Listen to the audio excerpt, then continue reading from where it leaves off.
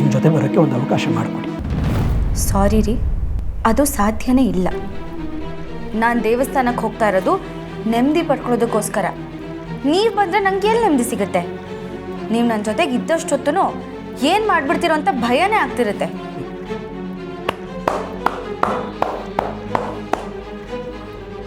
ಮನಸ್ಸು ದೇವಾಲಯ, ಮನೆ ಮಂತ್ರಾಲಯ ಅಂತ ದೊಡ್ಡವ್ರು ಹೇಳ್ತಾರೆ. ನೆಮ್ಮದಿನ ನೀವು ಇಲ್ಲಿ ಮನೇನ ಹುಡುಕೋದನ್ನು ಬಿಟ್ಟು ದೇವಸ್ಥಾನಕ್ಕೆ ಹೋಗಿ ಹುಡುಕ್ತೀನಿ ಅಂತೀರ. ಎಂಥ ವಿಪರ್ಯಾಸ. ಸರಿ, ನಾನು ಕೆಲವು ಪ್ರಶ್ನೆಗಳನ್ನು ಪ್ರಾಮಾಣಿಕವಾಗಿ ಕೇಳ್ತೀನಿ, ನೀವು ಉತ್ತರ ಕೊಡಿ. ಇಲ್ಲಿ ನೀವು ಬಂದಿರೋದು ನನ್ನ ಜೊತೆ ಇರಬೇಕು ಅಂತ ತಾನೇ? ಹಾಗಿದ್ರೆ ನಿಮ್ಮ ಮನಸ್ಸಿನ ಮೂಲೆಯಲ್ಲಿ ನನ್ನ ಬಗ್ಗೆ ಸ್ವಲ್ಪನಾದರೂ ಪ್ರೀತಿ ಇದೆ ಅಂತ ಅರ್ಥ ಅಲ್ವಾ? ನೋಡಿ, ನನ್ನನ್ನು ಬದಲು ಮಾಡಬೇಕು ಅಂತಲೇ ನೀವು ಬಂದಿದ್ದೀರಾ, ನಿಜ. ಅಂದರೆ ನಾನು ಬದಲಾಗ್ತೀನಿ ಅನ್ನೋ ನಂಬಿಕೆ ನಿಮ್ಮ ಮನಸ್ಸಲ್ಲಿ ಇದೆ ಅಂತ ತಾನೇ ಅರ್ಥ. ಆ ಬದಲಾವಣೆಗೆ ಒಂದು ಅವಕಾಶ ಕೊಡಬೇಕು ತಾನೆ.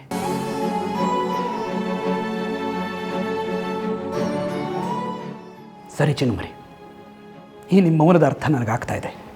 ಸದಾ ನೀವು ಸಂತೋಷವಾಗಿರಬೇಕು, ಖುಷಿಯಾಗಿ ಬಿಡಬೇಕು ಅಂತ ಹಂಬಲಿಸ್ಕೊಂಡಿರೋ ಜೀವ ಇದು. ಆ ನಿಮ್ಮ ಖುಷಿನ ನಿಮ್ಮಿಂದ ಕಿತ್ಕೊಳ್ಳಲ್ಲ. ನಿಮಗೆ ಹೇಗೆ ಬೇಕೋ, ಹೇಗೆ ಸರಿ ಅನ್ಸುತ್ತೋ ಹಾಗೆ ಇರಿ. ಆಯಿತು, ಕಾಯ್ತಾ ಇರಿ, ರೆಡಿಯಾಗಿ ಬರ್ತೀನಿ.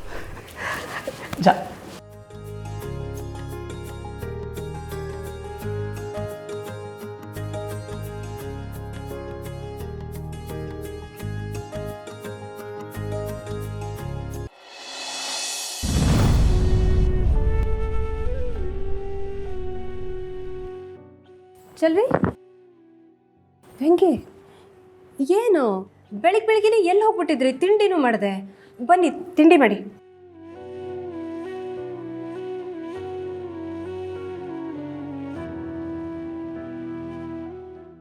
ಚಲ್ವಿ, ವೆಂಕಿ ಯಾಕೋ ಬೇಜಾರು ಮಾಡ್ಕೊಂಡಂಗಿದೆ. ಏನಾದರೂ ನಡೀತಾ? ಎಲ್ಲಿಗೆ ಹೋಗಿದ್ರಿ ನೀವಿಬ್ರು? ಚರ್ಚ್ಗೆ ಹೋಗಿರ್ಬೇಕು. ಓ ಹೌದಲ್ವಾ, ಅತ್ತೆ ನನಗೆ ವಿಚಾರ ಹೇಳಿದ್ರು. ವೆಂಕಿ ತಾಯಿ ಬಗ್ಗೆ ಏನಾದರೂ ಗೊತ್ತಾಯ್ತಾ? ಇಲ್ಲ ಅಕ್ಕ, ಏನೂ ಗೊತ್ತಾಗಿಲ್ಲ. ಅವ್ರು ಇನ್ನೂ ಬದುಕಿದಾರಾ ಇಲ್ವಾ ಆ ವಿಷಯನೂ ಗೊತ್ತಿಲ್ಲ. ಆದರೆ ವೆಂಕಿಗೆ ಯಾರೋ ಒಂದ್ಕಿತ ಹೇಳಿದ್ರಂತೆ, ನಿಮ್ಮಮ್ಮ ಬದುಕಿಲ್ಲಪ್ಪ ಅಂತ. ಆದರೆ ವೆಂಕಿ ಅದನ್ನ ನಂಬಕ್ಕೆ ತಯಾರಾಗಿಲ್ಲ. ಅವ್ರಿಗಿನ್ನೂ ಅವ್ರ ತಾಯಿ ನೆನಪೇ ಕಾಡ್ತೈತೆ. ಹೆತ್ತ ತಾಯಿನ ಯಾರಾದರೂ ಮರೆಯೋಕ್ಕಾಗತ್ತಾ ಚಲ್ವಿ? ಚಲ್ವಿ, ವೆಂಕಿ ನಿಮ್ಮ ತಾಯಿ ಬಗ್ಗೆ ನಿನ್ನ ಹತ್ರ ಏನಾದರೂ ಹೇಳಿದ್ನಾ? ಕೇಳಿದೆ ಅಕ್ಕ, ಆದರೆ ಅವ್ರು ಏನೂ ಹೇಳಲಿಲ್ಲ. ಆದರೆ ಅವ್ರಿಗೆ ಅವ್ರ ತಾಯಿ ಬಗ್ಗೆ ಸಾನೇ ಪ್ರೀತಿ ಐತೆ. ಅದು ಅವ್ರ ನಡವಳಿಕೆಲೇ ಗೊತ್ತಾಗ್ತೈತೆ. ಹೆತ್ತ ತಾಯಿ ಬಗ್ಗೆ ಪ್ರೀತಿ ಇಲ್ದಿರೋ ಯಾರಾದರೂ ಇರ್ತಾರಾ? ನಮ್ಮನ್ನು ನೋಡು ಚಲ್ವಿ, ಎಷ್ಟು ವರ್ಷ ವೆಂಕಿ ಜೊತೆನೇ ಇದ್ವಿ. ಆದರೂ ವೆಂಕಿ ತಾಯಿ ಬದುಕಿರ್ಬೋದು ಅನ್ನೋ ಯೋಚನೆ ಕೂಡ ನಮ್ಗೆ ಯಾರಿಗೂ ಬರಲೇ ಇಲ್ಲ. ಹೌದಕ್ಕ, ವೆಂಕಿಯವ್ರ ತಾಯಿ ಬದುಕಿದ್ರು ವೆಂಕಿನ ಇಷ್ಟು ಚೆನ್ನಾಗಿ ನೋಡ್ಕೋತಿದ್ರೋ ಇಲ್ವೋ. ಆದರೆ ಅತ್ತೆ ಮಾವ ಇಬ್ಬರು ಅವ್ರ ಹೊಟ್ಟೆಲಿ ಹುಟ್ಟಿರೋ ಮಕ್ಕಳಿಗಿಂತ ಹೆಚ್ಚಾಗಿ ವೆಂಕಿನ ನೋಡ್ಕೊಂಡವ್ರೆ. ಆದರೂ ಪಾಪ ವೆಂಕಿಗೆ ಅವ್ರ ತಾಯಿ ಅವ್ರ ಜೊತೆಗಿಲ್ಲ ಅಂತ ನೋವು ಮನಸ್ಸಲ್ಲೈತೆ. ಆದರೆ ಅಕ್ಕ, ವೆಂಕಿ ನನಗೊಂದು ಮಾತು ಹೇಳಿದರು, ನಾನು ನೋಡೋಕ್ಕೆ ಥಿಯೇಟ್ ಅವ್ರ ಅಮ್ಮನ ಥರನೇ ಇದ್ದೀನಂತೆ. ನನ್ನ ನೋಡಿದಾಗೆಲ್ಲ ಅವ್ರ ತಾಯಿನೇ ನೆನಪಾಗ್ತಾರಂತೆ. ವೆಂಕಿ, ನಿಮ್ಮ ತಾಯಿದು ಫೋಟೋ ಏನಾದರೂ ಇದೆಯಾ ನಿನ್ನ ಹತ್ರ?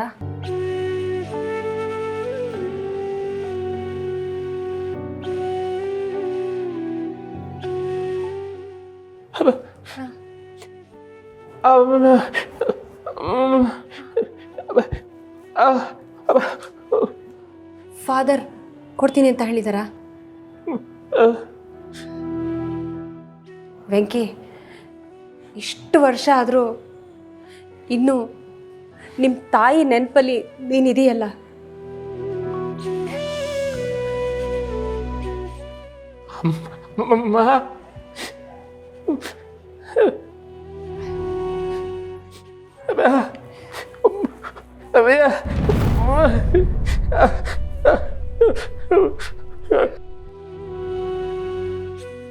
ಯೋಚನೆ ಮಾಡಬೇಡ, ನಿಮ್ಮಮ್ಮ ನಿನಗೆ ಸಿಗ್ತಾರೆ.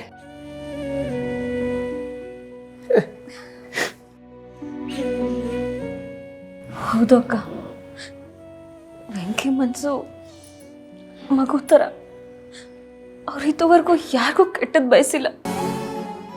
ಅಂದಮೇಲೆ ಆ ದೇವರು ಇವ್ರಿಗೆ ಕೆಟ್ಟದ್ದು ಮಾಡೋಕ್ಕಿಲ್ಲ. ಎಲ್ಲ ಒಳ್ಳೇದೇ ಆಯ್ತದೆ.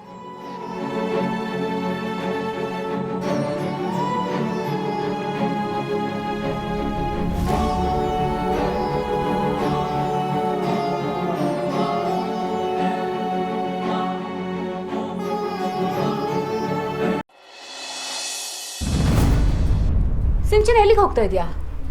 ಹೊರಗಡೆ ಹೋಗ್ತಾ ಇದ್ದೀನಿ, ಸ್ವಲ್ಪ ಕೆಲಸ ಇದೆ ಅದಕ್ಕೆ. ನೋಡು, ನೀನೀಗ ಪ್ರೆಗ್ನೆಂಟ್. ಈ ಟೈಮಲ್ಲಿ ಹೊರಗಡೆ ಹೋಗೋದು ಅಷ್ಟು ಚೆನ್ನಾಗಿರಲ್ಲ. ಅದು ಅಲ್ಲದೆ ನಿನ್ನ ಮೂಡ್ ಬೇರೆ ಸರಿ ಇಲ್ಲ. ನಿನ್ನ ಹೊರಗಡೆ ಕಳಿಸ್ಬೇಡ ಅಂತ ಅತ್ತೆ ಮಾವ ಹೇಳಿದ್ದಾರೆ. ಆದರೂ ನೀನೀಗ ಹೊರಗಡೆ ಹೋದರೆ ಅತ್ತೆ ಮಾವ ನನಗೆ ಬೈತಾರೆ. ಪ್ಲೀಸ್ ಹೋಗಬೇಡ. ಅದಕ್ಕೆ ನಾನೇನು ಚಿಕ್ಕ ಹುಡುಗಿನ ಎಲ್ಲೂ ಹೋಗಬೇಡ ಅಂತ ಹೇಳ್ತಾ ಇದ್ದೀರಲ್ಲ. ಅದು ಅಲ್ಲದೆ ನಾನೇನೋ ಮಾಡ್ಕೊಂಡು ಬಿಡ್ತೀನಿ ಅನ್ನೋ ಥರ ಮಾತಾಡ್ತಿದ್ದೀರಲ್ಲ. ನಾನು ಅಷ್ಟೊಂದು ವೀಕ್ ಮೈಂಡೆಡ್ ಅಲ್ಲ. ಎಂತೆಂಥ ಸಿಚುವೇಶನ್ನು ಫೇಸ್ ಮಾಡಿದ್ದೀನಿ. ಇದ್ಯಾವುದು ಮಹಾ? ನನಗೆ ನಂಬಿಕೆ ಇದೆ ಸಿಂಚನ. ಕೆಲವು ಸಾರಿ ನಾವೇನು ಹೇಳ್ತೀವೋ ಅದಕ್ಕೆ ಉಲ್ಟಾ ಆಗೋಗುತ್ತೆ.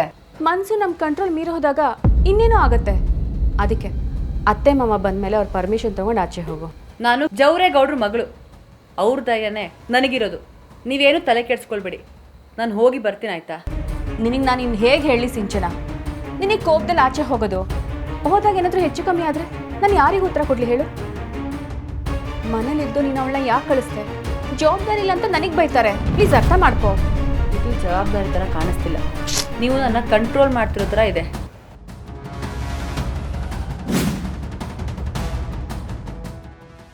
ಏನು ಸಿಂಚನ, ಯಾಕೆ ಈ ರೀತಿ ಎಲ್ಲ ಯೋಚನೆ ಮಾಡ್ತಿದ್ಯಾ? ಮತ್ತಿನ್ನೇನತ್ತಿಗೆ? ನಾನು ಹೊರಗಡೆ ಹೋಗಬೇಕು ಅಂತ ಹೇಳಿದ್ರು ತಡಿತಾ ಇದ್ದೀರಲ್ಲ. ನನ್ನ ಸಿಚುವೇಶನು ಅರ್ಥ ಮಾಡ್ಕೊಳ್ಳಿ. ನಾನು ಇವಾಗ ಒಂಟಿಯಾಗಿರಬೇಕು. ನನಗೇನಾದರೂ ಆದರೆ ಅದಕ್ಕೆ ನಾನೇ ಜವಾಬ್ದಾರಿ. ನಿಮ್ಗೆ ಏನಾಗೋದಕ್ಕೂ ನಾನು ಬಿಡಲ್ಲ, ಸರಿನಾ?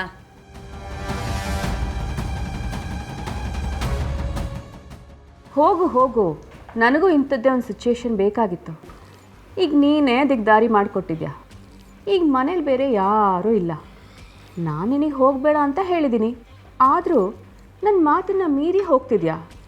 ಹೊರಗೇನಾದರೂ ಆದರೆ ನೀನೇ ಜವಾಬ್ದಾರಿ ಅಂತಲೂ ಹೇಳಿದ್ಯಾ. ಇಷ್ಟೆಲ್ಲ ಇರುವಾಗ ನಿನಗೇನಾದರೂ ಮಾಡದೆ ಹೋದರೆ ಆಗುತ್ತಾ ಹೇಳು?